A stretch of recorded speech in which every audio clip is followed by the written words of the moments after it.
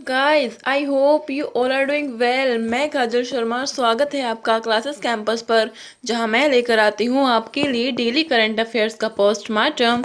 तो गाइस, आज डेट हो चुकी है 27 जुलाई 2020। तो चलिए शुरू करते हैं आज का सेशन एक मोटिवेशन कोट के साथ, जो है जितना सोचते हैं उससे हमेशा ज़्यादा करने की कोशिश करनी चाहिए।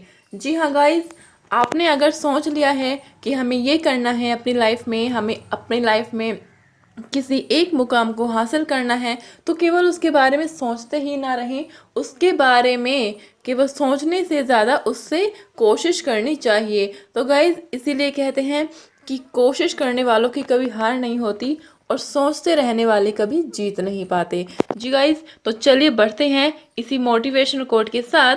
और अगर आप हैं चैनल पर नए, तो चैनल को कीजिए subscribe and hit the bell icon. तो गाइज, आज का पहला क्वेश्चन बना है, हाल ही में किसने देश का पहला बिना नंबर वाला पेमेंट कार्ड लॉन्च किया है? तो गाइज, बिना नंबर वाला पेमेंट कार्ड यानी कि एटीएम कार्ड की तरह बिना नंबर वाला पेमेंट कार्ड लॉन्च किया, यानी कि एटीएम में नंबर होता है, लेकिन इस पेमेंट कार्ड में क्या होगा, इसमें नंबर ही नहीं होगा।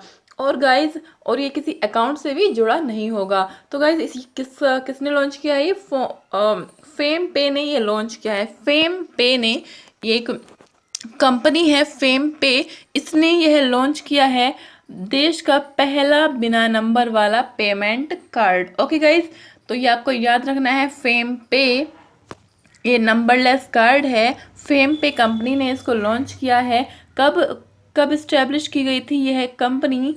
यह जो फेम पे कंपनी है ये की गई थी 2019 में। ये फेम पे कंपनी इस्टेब्लिश की गई थी bye IIT Roorkee. IIT Roorkee द्वारा यह फेम पे कंपनी को इस्टेब्लिश किया गया था। और इसकी खासियत क्या है कि जो फेम पे जो ऐप है, ये केवल और केवल किसके लिए है? ये केवल टीनेजर्स के लिए है। टीनेजर्स के लिए है, यानी छोटे बच्चों के लिए है। और इसमें इसमें ना तो नंबर होगा ताकि बच्चों को याद भी रखना ना पड़े, और ना ही ये अकाउंट से लिंक होगा। तो आप सोच रहे होंगे कि इसमें पैसे कहाँ से आए, फिर इसमें पैसे कहाँ से आएंगे? तो गाइज, उन बच्चों के माता पिता हैं जो उनके फेम पे ऐप में पैसे डालेंगे और बच्चे उनको यूज़ कर सकेंगे। ठीक है गाइज, तो यह थी आज की पहली न्यूज़। चलते बढ़ते हैं दूसरी खबर के लिए। ये है फेम पे ऐप, जो आपको गूगल प्ले स्टोर पर मिल जाएगी। ठीक है गाइज, तो चलिए बढ़ते हैं अपनी नेक्स्ट खबर के लिए, जो है हाल ही में किस भारतीय प्रबंधन संस्थान ने इस ई सिंपोजियम सीरीज के तहत हस्तशिल्प को बढ़ावा देने के लिए ई संगोष्ठी का आयोजन किया है? किस भारतीय प्रबंध संस्थान ने, यानी कि इंडियन इंस्टीट्यूट ऑफ मैनेजमेंट ने ई सिंपोजियम सीरीज के तहत हस्तशिल्प यानी कि हैंडीक्राफ्ट को बढ़ावा देने के लिए ई संगोष्ठी का आयोजन किया है? तो गाइज, आपको रखना है याद, आईआईएम शिलोंग, जो कि मेघालय की राजधानी है शिलोंग, वहाँ का आईआईएम यानी कि भारतीय प्रबंधन संस्थान ने यह ई संगोष्ठी का आयोजन किया है। और गाइस, इसी के साथ आपको याद रखना है कि ये जो ई संगोष्ठी है किसके द्वारा लॉन्च की गई थी? यह की गई थी मिनिस्टर ऑफ ट्राइबल अफेयर, जो हैं Arjun Munda. Minister of tribal affairs जो हैं अर्जुन मुंडा जी के द्वारा यह लॉन्च की गई है ई संगोष्ठी। और इसकी थीम क्या है? थीम गाइज आपको याद रखनी है, थीम है emerging north east India. Emerging north east India. Okay guys, emerging north east India यह इसकी थीम है। ओके, तो और आपको शिलोंग के बारे में जानना चाहिए गाइज। शिलोंग के बारे में पता होना चाहिए कि शिलोंग जो है भारत की 100वीं क्या है, स्मार्ट सिटी है। 100वीं स्मार्ट सिटी है। और इसी के साथ फर्स्ट स्मार्ट सिटी कौन सी है गाइज? फर्स्ट स्मार्ट सिटी है Bhubaneswar Orissa. First smart city है भुवनेश्वर उड़ीसा। तो गाइज, ये आपको रखना है याद। ये थी एक्स्ट्रा कुछ इन्फॉर्मेशन। ओके गाइज, तो चलिए बढ़ते हैं अपनी नेक्स्ट खबर के लिए, जो है भारतीय रेलवे ने सभी डब्बों में RFID टैग लगाने की योजना के तहत कब तक यह काम संपन्न करने का लक्ष्य रखा है। तो गाइस इसका आंसर होने वाला है दिसंबर 2022 तक भारतीय रेलवे ने सभी डब्बों में, रेल के सभी डब्बों में RFID टैग लगाने की योजना का लक्ष्य रखा है। तो RFID क्या होता है गाइस? इससे क्या होगा कि जो भारतीय ट्रेन है उसकी सही लोकेशन का पता लगता रहेगा। ठीक है, तो RFID radio frequency identification tag, RFID की फुल फॉर्म जान लीजिए, रेडियो फ्रिक्वेंसी आइडेंटिफिकेशन टैग। तो आपको इसकी फुल फॉर्म याद रखनी है, जो क्या करेगा, रेल की सही जो लोकेशन है, एक्चुअल लोकेशन को ट्रैक करता रहेगा। और गाइस आपको मालूम होना चाहिए हमारे देश के एट प्रेजेंट कौन है, रेल मंत्री कौन है? तो गाइस वो है पीयूष गोयल। तो पीयूष गोयल जी रेल मंत्री हैं एट प्रेजेंट, तो आपको याद रखना है। और बढ़ते हैं अपनी नेक्स्ट खबर के लिए, जो है हाल ही में विज्ञान एवं प्रौद्योगिकी विभाग ने भारत रूस संयुक्त प्रौद्योगिकी आकलन त्वरित व्यवसायीकरण कार्यक्रम के तहत 2 वर्ष के तहत कितना वित्त लिया गया है।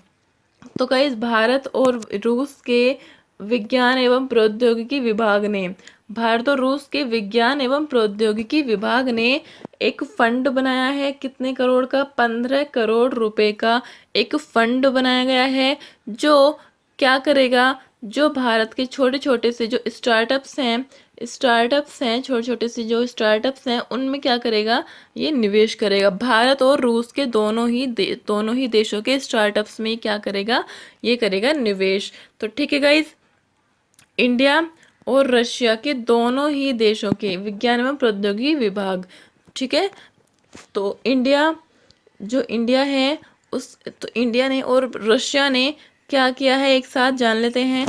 तो इंडिया और रशिया की एक मिसाइल है गाइस, इंडिया एंड रशिया की एक मिसाइल है जिसका नाम है ब्रह्मोस। इंडिया एंड रशिया की एक मिसाइल है जिसका नाम है ब्रह्मोस, जिसको आपको ये रखना है याद।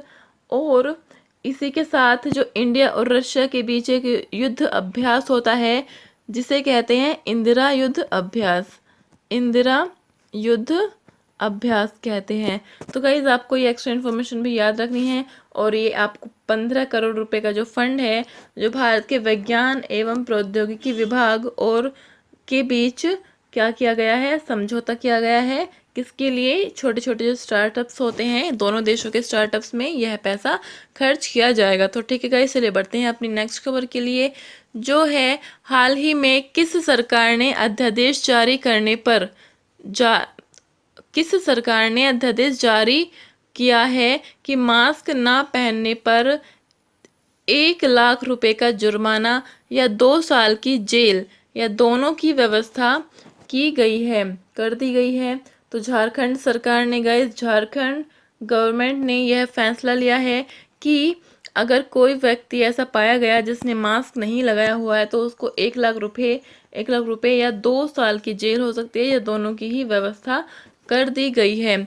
ठीक है गाइस, तो गाइस जान लेते हैं कि जो ऑर्डिनेंस होता है, ऑर्डिनेंस खबरों में है, तो इसका कॉन्स्टिट्यूशन में क्या प्रोविज़न है।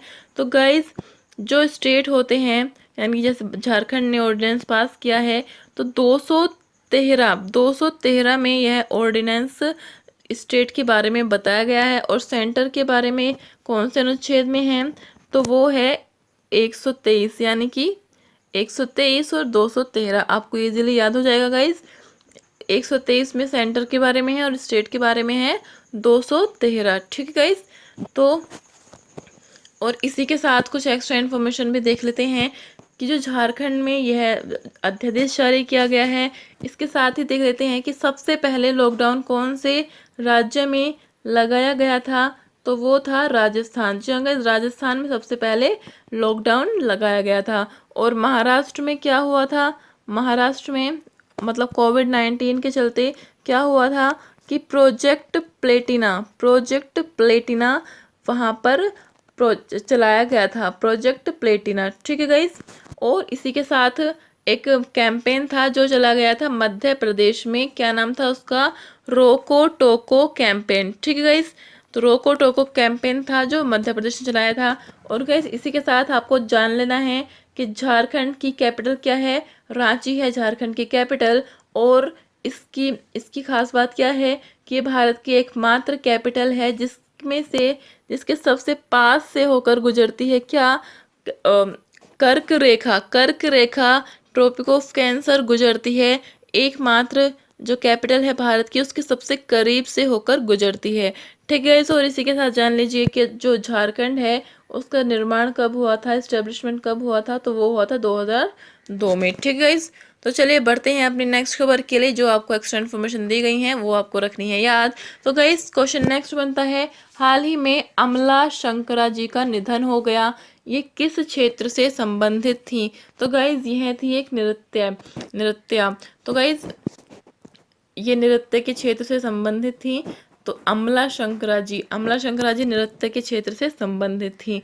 और गाइज 101 एज थी जब इनकी मृत्यु हो गई है। ठीक है, 101वीं उस एज में इनकी मृत्यु हुई है। तो गाइज याद रखना है अमला शंकरा जी, ये है इनकी फोटो 101 उम्र की एज में जिनकी मृत्यु हो गई है, और ये थी एक नृत्यांगना।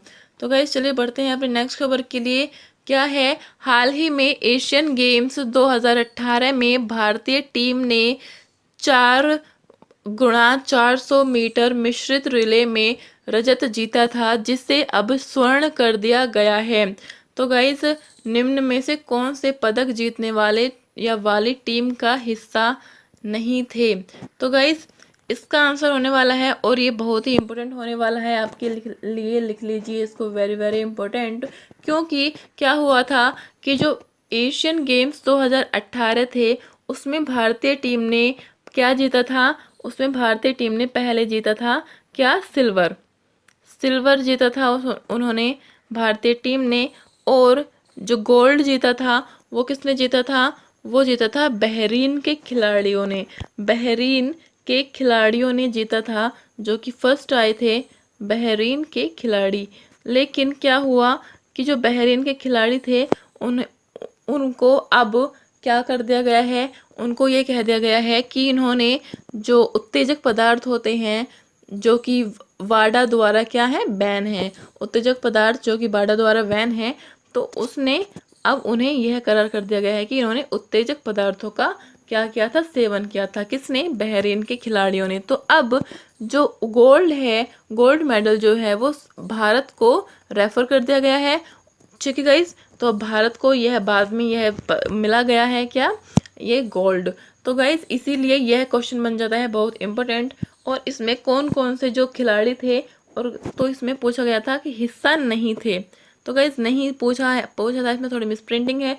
तो इसमें दूती चंद जो हैं वो इस गेम का हिस्सा नहीं थी, और बाकी मोहम्मद अनस, हिमा दास और अरोकिया राजीव और पुवम्मा, एक पुवम्मा भी थी, पुवम्मा जो इस खेल में खिलाड़ी थी। तो दूती चंद नहीं थी, और ये सभी 4 ये खिलाड़ी थे जिनको गोल्ड मिला है। ठीक है गाइस, किसमें, एशियन गेम्स 2018 की बात है ये।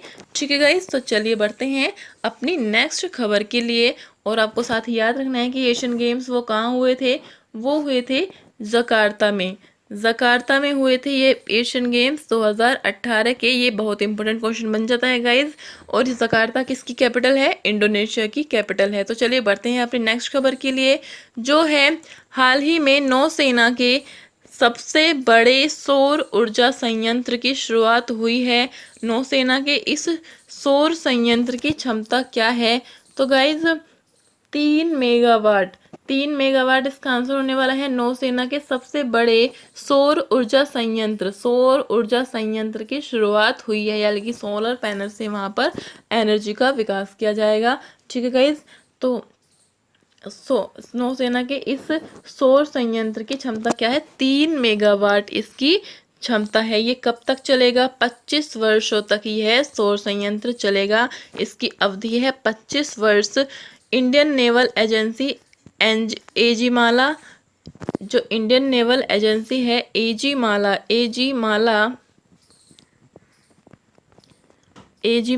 इन केरला में ये जो सौर ऊर्जा है ये लगाया गया है एजीमाला में। तो गाइस कब लगाया गया है? 22 जुलाई को। 22 जुलाई को यह एजी माला के जो सौर ऊर्जा संयंत्र है यह लगाया गया है। ठीक है गाइस, तो चलिए बढ़ते हैं नेक्स्ट खबर के लिए, जो है हाल ही में भारत ड्रोन विकसित किया गया है, इनमें निम्न में से किसने विकसित किया है?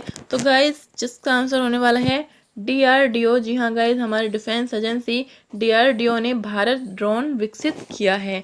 ठीक है गाइस, इसमें क्या होगा कि ऊंचे पर्वतीय क्षेत्र व चीन की निगरानी रखने के लिए यह सक्षम है। भारत ड्रोन क्या है?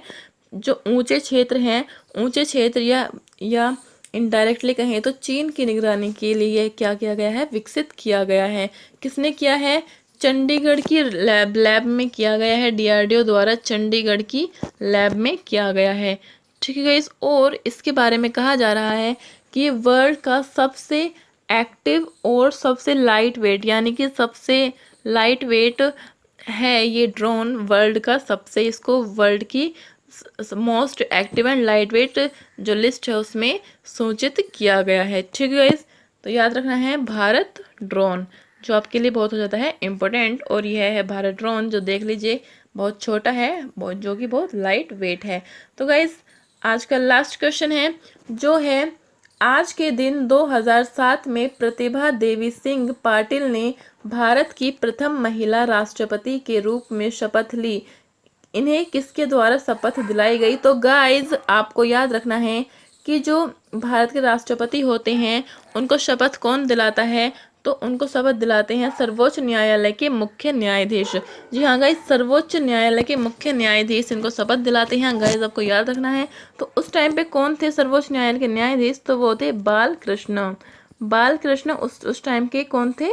सर्वोच्च न्यायाधीश थे। ठीक है, सर्वोच्च न्यायालय के न्यायाधीश थे, चीफ जस्टिस ऑफ इंडिया थे। तो गाइज आपको याद रखना है कि जो प्रतिभा देवी सिंह पाटिल थी वो कब से कब तक रही? 2007 से 2012 तक। 2012 तक।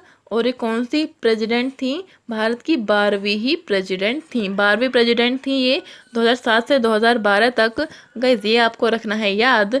और इसी के साथ आपको प्रतिभा देवी सिंह पाटिल जी के लिए याद रखना है कि ये राजस्थान की पहली गवर्नर थी, राजस्थान की पहली ही लेडी गवर्नर थी, और भारत की पहली ही राष्ट्रपति, महिला राष्ट्रपति थी। राजस्थान की पहली महिला गवर्नर और भारत की पहली महिला राष्ट्रपति। तो गाइज आपको इनके बारे में ये दो चीज़ें रखनी है बहुत ही अच्छे से याद। तो गाइज ये थे आज के हमारे 10 क्वेश्चन। तो गाइज आज जो आपको लास्ट वीडियो में क्वेश्चन दिया गया था वो था, हाल ही में चीन ने फिंगर 4 क्षेत्र से पीछे हटने से इनकार कर दिया गया है। यह क्षेत्र कहाँ स्थित है? तो गाइस जिसका आंसर होने वाला है लद्दाख। लद्दाख में यह 4 फिंगर क्षेत्र हैं, जहाँ पर 8 फिंगर हैं, जिसमें से 4 हमारी हैं और 4 चीन की हैं। तो क्वेश्चन फॉर यू है आज का, हाल ही में तियानवेन-1 का सफल प्रक्षेपण किया गया है, यह है। तो गाइज इसका आंसर आपको करना है कमेंट सेक्शन में। Thanks for watching guys.